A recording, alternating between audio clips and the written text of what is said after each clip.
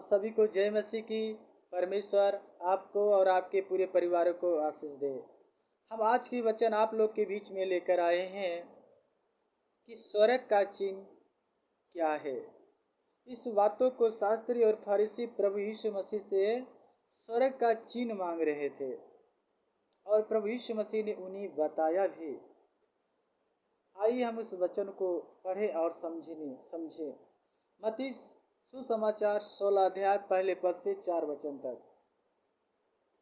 फरीसी और सदुकी ने पास आकर उससे परखने के लिए उससे कहा, हमें स्वर्ग का कोई चिन्ह दिखा।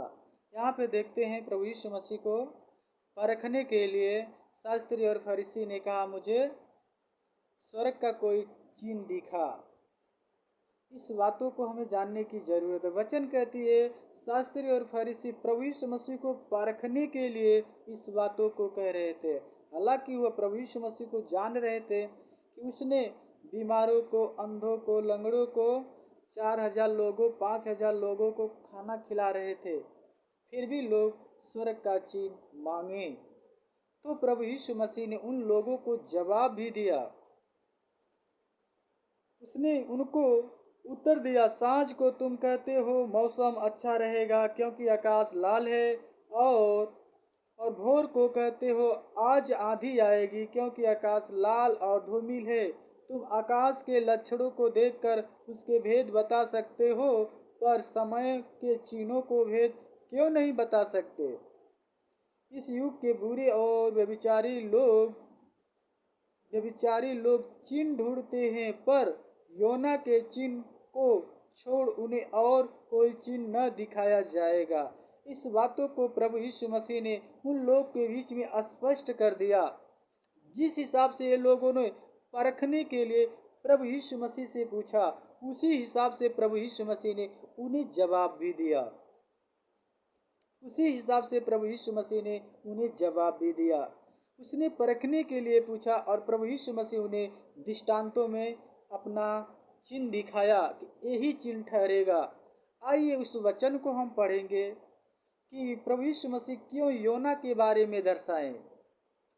जब योना की पुस्तक पहले अध्याय को पढ़ते हैं, उस समय प्रभु यीशु परमेश्वर यहोवा ने योना अपने भविष्यवक्ताओं को निनवे को जाने के लिए वादा किया, जा बड़े नगर निनवे को मेरे सुसंदेश को सुना।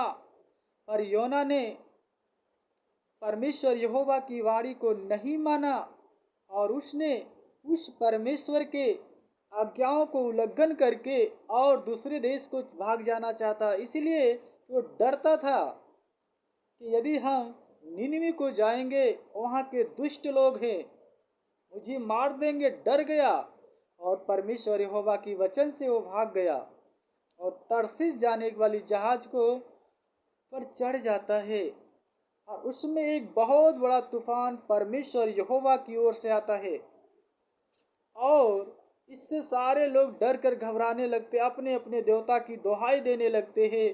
तब उसके पास कुछ लोग आते हैं और कहते हैं, उठ अपने देवता की दुहाई दे कि हम इस संकट से बच जाएं। पर योना नबी ने कहा, संभव है, हमारे चिंता हमारा परमेश्वर यहोवा करे, हमारे नाश न हो। इस पर वो लोग घबरा गए, ये क्या बात कर रहा है। तब लोगों ने आपस में चिट्ठियां डाली और योना के नाम से निकली और योना को पूछा गया, तेरे साथ क्या किया जाएगा। उसने कहा, मुझे उठाकर समुद्र में फेंक दो।